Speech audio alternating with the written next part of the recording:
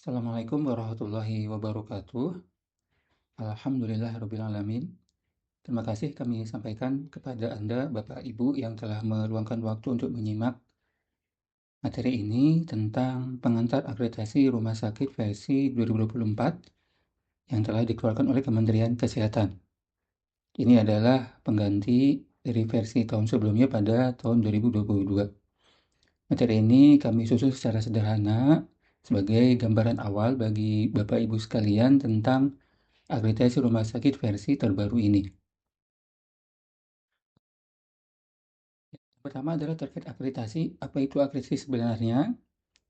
Di sini Kementerian Kesehatan telah memberikan definisi yang jelas, yakni akreditasi adalah suatu pengakuan ya terhadap mutu pelayanan rumah sakit atau kualitas pelayanan dari rumah sakit.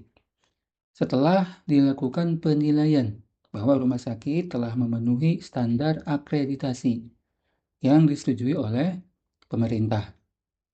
Nah, di sini adalah akreditasi, kata kunci adalah pengakuan yang pertama.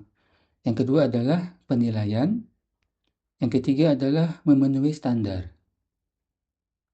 Nah, pengakuannya oleh Kementerian Kesehatan dan penilaiannya adalah oleh surveyor dari lembaga penyelenggara akreditasi. Kemudian standarnya yang telah ditetapkan oleh Kementerian Kesehatan, yakni yang terbaru tahun 2024.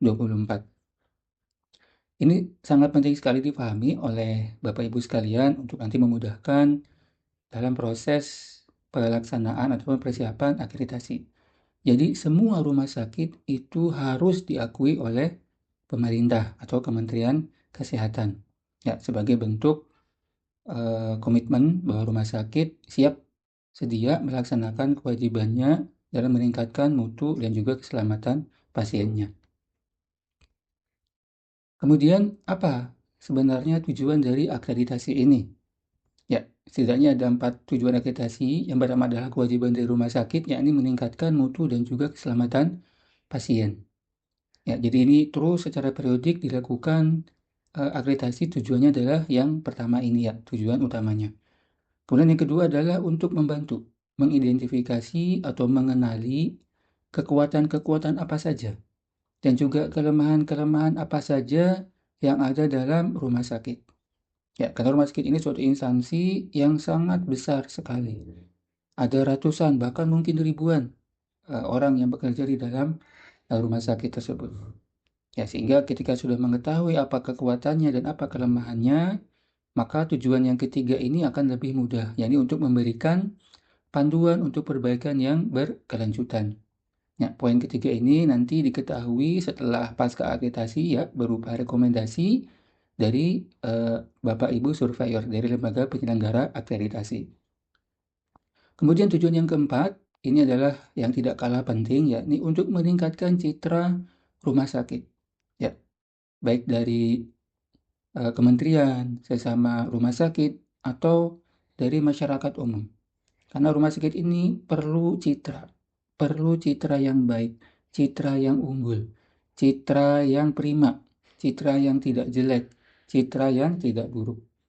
Maka dengan adanya citra yang baik tadi, tentu penerimaan rumah sakit kepada masyarakat khususnya atau pada umumnya ini akan lebih mudah diterima daripada ketika citranya itu tidak baik atau buruk.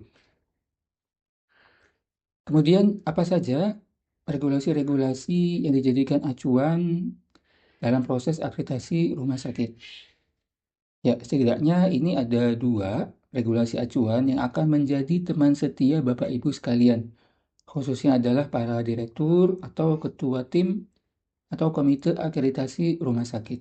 Ya, yang pertama adalah KMK nomor 1596 tahun 2024 tentang standar akreditasi rumah sakit. Ini acuan yang pertama.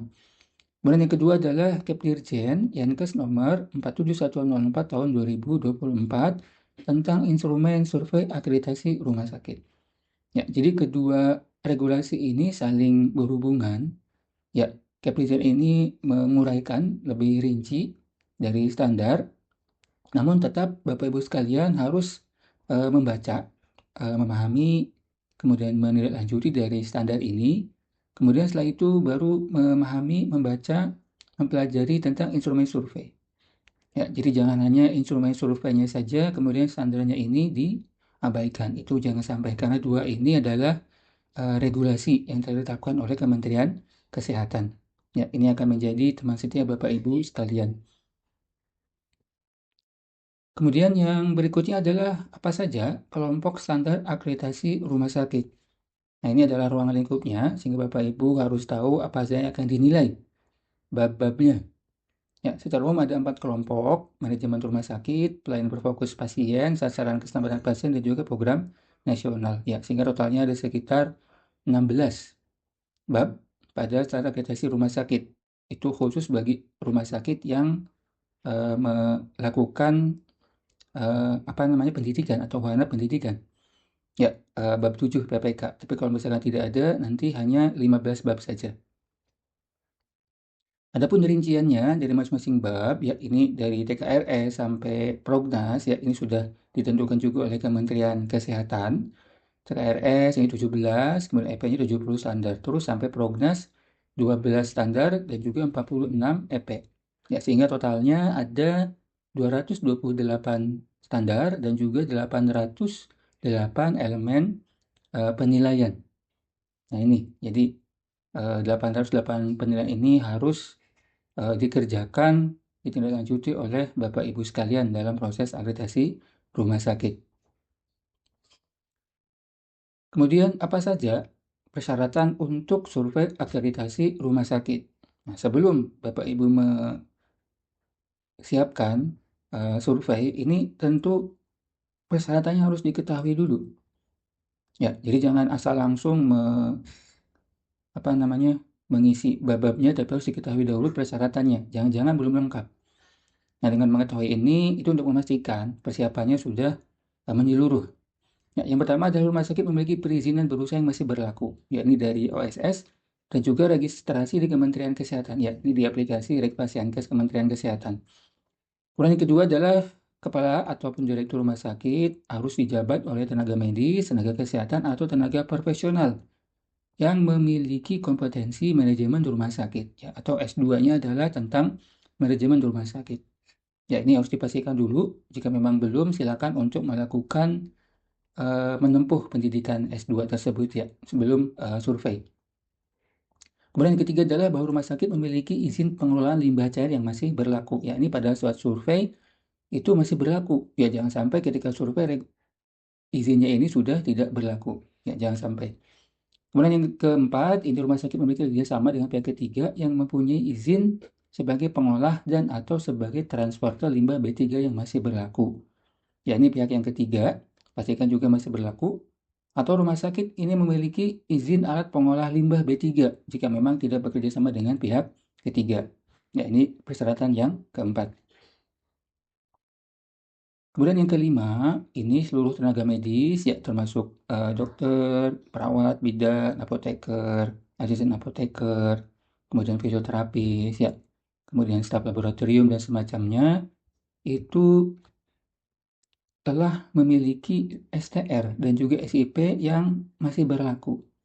Ya, pastikan masih berlaku, tidak ada satupun yang sudah kadaluarsa STR-nya ataupun SIP-nya. Atau ada surat tugas sesuai dengan ketentuan perundang-undangan. Ya, ini biasanya dari luar, ya. Kemudian yang keenam, ini rumah sakit bersedia melaksanakan kewajiban dalam meningkatkan mutu dan juga keselamatan pasien. Ya, ini ada surat pernyataan. Kemudian yang ketujuh, itu pemenuhan SPA, sarana dan prasarana dan alat kesehatan minimal 60% berdasarkan aplikasi ASPAK. Dan ini harus tervalidasi 100%. Ya, sekali lagi 100% oleh Kementerian Kesehatan atau Dinas Kesehatan daerah setempat, baik provinsi ataupun kabupaten kota, sesuai dengan kewenangannya. Ya, ini adalah 7 persyaratan yang harus benar-benar dipenuhi terlebih dahulu sebelum survei dilaksanakan. Ya, jadi jangan sampai ini berkurang atau tidak terpenuhi salah satunya atau mungkin beberapanya. Kemudian apa saja kegiatan akreditasi rumah sakit ini? Nah, ini secara umum ada 3 kegiatan akreditasi. Yang pertama adalah persiapan yang mungkin saat ini sedang Bapak Ibu laksanakan ya. Ada semacam upaya pemenuhan SPA, SDM, dan juga pelaksanaan proses pelayanan sesuai dengan standar. Ya, kemudian ada self assessment dari masing-masing bab atau standar atau elemen penilaian. Kemudian dilakukan kegiatan peningkatan atau program peningkatan mutu. Ya, penetapan dan pengukuran indikator dan juga pelaporan insiden keselamatan pasien. Itu persiapannya ya secara sederhana. Kemudian setelah siap, self assessment menunjukkan bagus dari 80% atau progresnya 100%, persyaratan terpenuhi, maka Bapak Ibu rumah sakit itu tahap berikutnya adalah melaksanakan proses akreditasi. Ya, mengajukan permohonan kepada lembaga penyelenggara akreditasi sesuai dengan yang ditetapkan oleh direktur. Kemudian setelah dilakukan survei pada hari H ya, bisa 2 hari, 3 hari, atau mungkin 4 hari, akan ditetapkan suatu status akreditasi hasilnya. Ya, apakah bagus ataukah kurang bagus. Kemudian setelah itu dilakukan kegiatan pada masa pasca akreditasi. Ya, yakni suatu kegiatan perbaikan setelah dilaksanakan survei akreditasi, yakni berupa penyusunan perencanaan perbaikan strategis ya terhadap EP-EP yang memang masih belum bagus. Ya, perlu dilakukan perbaikan penyempurnaan. Kemudian setelah perencanaan dibuat keseluruhan, maka selanjutnya adalah pelaksanaannya. Ya, selama kurang lebih beberapa tahun sampai nanti akreditasi pada periode berikutnya. Ya, sesuai dengan masa berlaku dari sertifikat akreditasi yang telah ditetapkan oleh Kementerian Kesehatan. Kemudian apa saja penilaian dalam akreditasi rumah sakit? Ini ada beberapa kriteria ya, ada skor 10, skor 5, skor 0, atau tidak dapat diterapkan. Ya, secara umum pada elemen penilaian yang memang sudah terpenuhi lebih dari 80%, itu akan mendapatkan nilai 10. Jika kurang atau antara 20% sampai 80%, itu skornya 5. Kemudian skor 0 ini kurang dari 20%. Ya, ini yang nanti perlu ditetapkan, perlu dipahami kira-kira sudah masuk 20% ataukah lebih dari 80%, sehingga nanti rekan-rekan bisa menetapkan skornya. Ya, kemudian apa saja hasil dari akreditasi rumah sakit? Nah, ini adalah hal yang diharapkan oleh rekan-rekan sekalian ya. Yang pertama khususnya yakni paripurna. Ini kriterianya cukup berat. Yang pertama adalah 15 bab mendapat nilai minimal 80%. Ya, ini khusus yang rumah sakit yang menyelenggarakan pendidikan ya. Kalau misalkan tidak, maka ini 14 bab.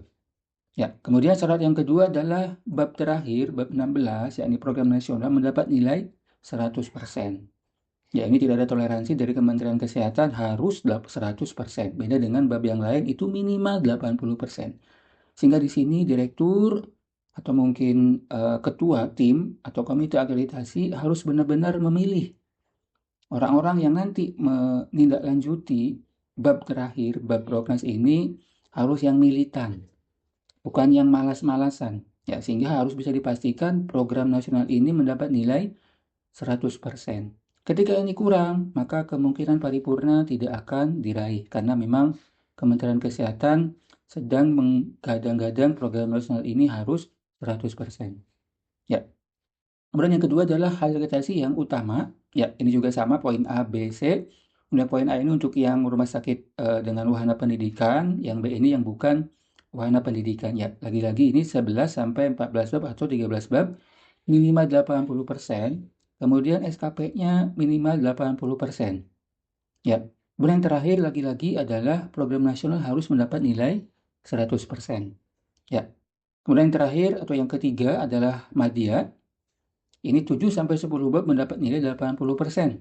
SKP-nya minimal 70% dan nilai program nasional 100%. Ya.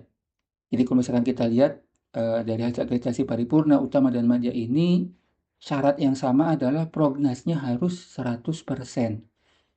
Ya, ini yang perlu digarisbawahi oleh Bapak Ibu sekalian, sehingga nanti perlu ditindaklanjuti bahwa program nasional ini harus dipastikan 100%, ya, terutama pada saat self assessment-nya. Ya, harus 100%. Kemudian yang terakhir, ini yang tidak kita harapkan ya, tidak terakreditasi, yakni kurang dari 7 bab, mendapat nilai 80%. Kemudian SKP-nya kurang dari 70% dan juga prognosnya mendapat nilai kurang dari 100%. Ya, ini hal yang tidak kita harapkan ya untuk yang terakhir. Nah, yang mana yang kita harapkan tentu kita perlu berkaca ya. Memang umumnya menginginkan paripurna, tapi rekan-rekan bisa evaluasi diri kira-kira dengan kondisi sekarang targetnya apa. Jika memang sudah bagus, bisa nanti targetnya mengarah ke paripurna. Oke, itu yang dapat kami sampaikan pada kesempatan yang sederhana ini. Mudah-mudahan bermanfaat bagi Anda semua, menambah wawasan dan juga menambah pemahaman.